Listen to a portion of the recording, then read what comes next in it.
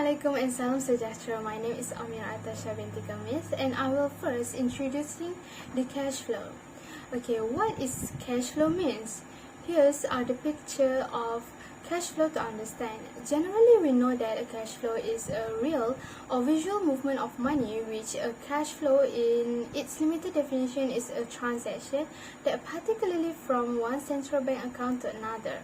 The term cash flow is mainly used to represent payments that are projected to happen in the future and thus must be forecasted using cash flow. In order to operate capital budgeting, we have to calculate the cash flow as they are a piece of capital budgeting. It is critical to consider how taking on a project will affect the firm's total cash flows today and in the future. Considerations of changes in the firm's cash flow is required when analyzing a proposed investment. Then we will determine whether or not to include the value in the company. To determine the cash flow, it is by determining the relevant cash flow as relevant cash flow defined as incremental cash flow. Relevant cash flow for a project typically impacts the firm's future cash flow that occurs as a direct result of the project choice. While the stand-alone principle is to determine the firm's future total cash flow with and without a project. Once the impact of the proposed project on the firm's cash flow has been determined, we must only concentrate on project incremental cash flow. Now, let us move to the next slide. To calculate the cash flow, we must first know the depreciation. But what are the depreciation means? And why do all these pictures relate to depreciation? Depreciation refers to two elements of same concept, which is the real loss in fair value of an asset, such as the value of industrial equipment each year as it is used, and the allocations of initial costs of an asset in accounting statement to periods in which the statements are utilized. Accounting depreciation, on the other hand, is a non-cash deduction. Through that, depreciation only has cash flow implication since it affects the tax bill. The technique for calculating depreciation for tax reason is an important approach for capital investment choice. The depreciation process are controlled by tax law and the system was authorized by the 1986 Tax Reform Act as the Accelerated Cost Recovery Scheme, also known as ACRS. But how to calculate the depreciation? Let's proceed then.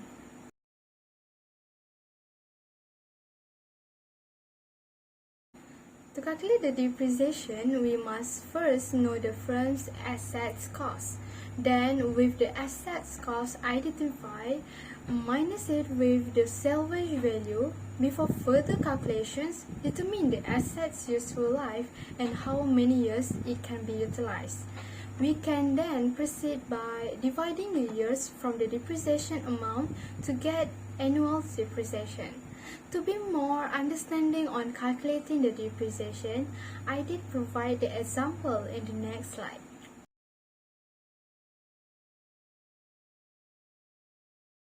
Given here, Guardian IBS Construction pays 111,000 for a machine, which is a cost of assets, with an estimated salvage value of 21,000 and a usable life of 5 years. From the question, we know that the cost of asset is 111,000. The depreciation cost is a reduction of salvage value 21,000 from the assets cost and gets 90,000 depreciation cost. Then divide the amount by 5 years to get an annual depreciation. Finally, the rate of depreciation we can get from splitting the monthly amounts from the annual amount.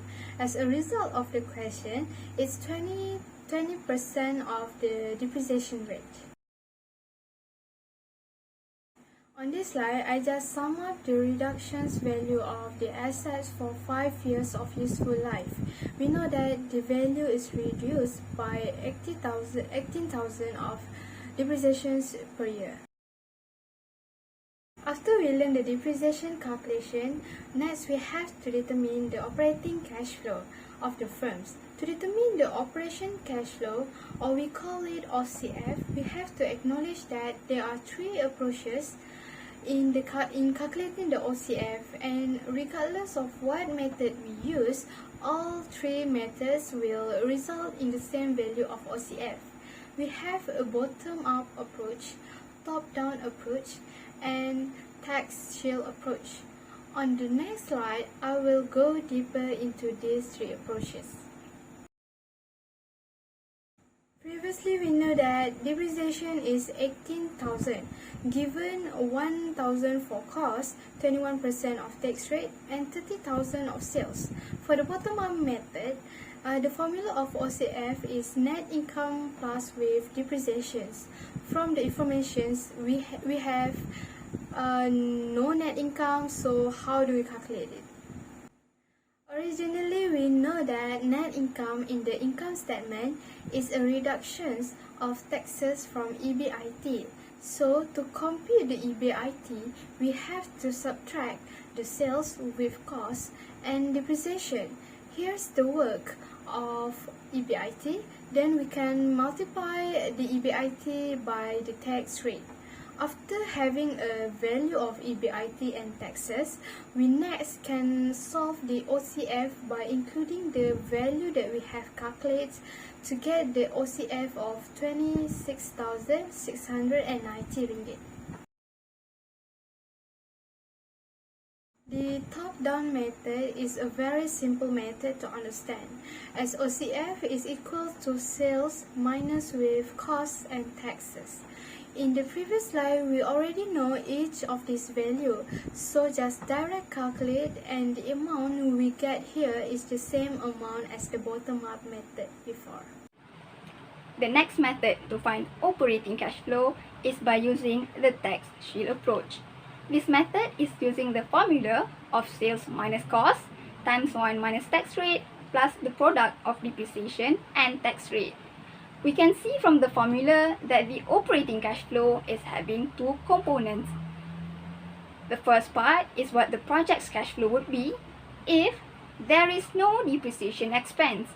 Meanwhile, the second part would be the depreciation deduction multiplied by the tax rate.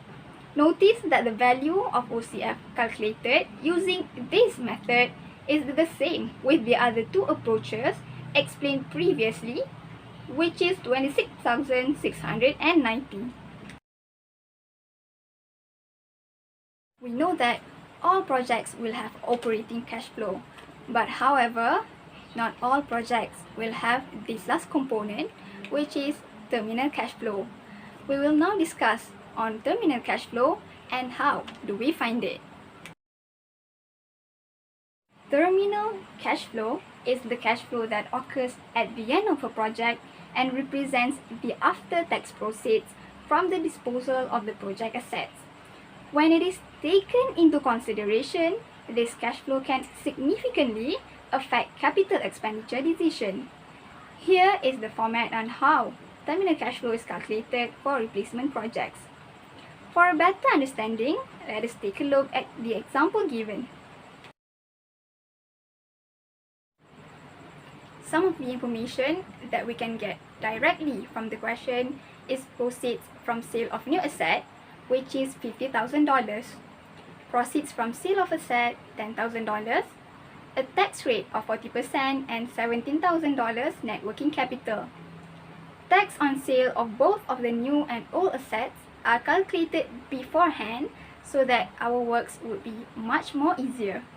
For the calculation on the old machine, we take 0 as the book value because the old machine had been fully depreciated as stated in the question. Now that we have all the information needed, we can transfer them accordingly into the format, and only then we can finally get the terminal cash flow, which is $49,000.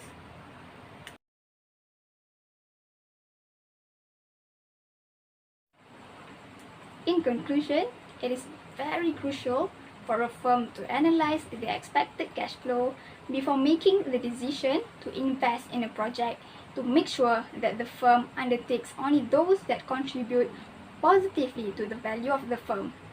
By utilizing a variety of tools and methods, financial managers can estimate the cash flows that a proposed investment will generate and apply it to assess the investment's impact on the firm's value. This is to ensure the objective of the firm, which is to maximize its stock price, is achieved. We have now come to the end of our discussion. With that, thank you and Assalamualaikum.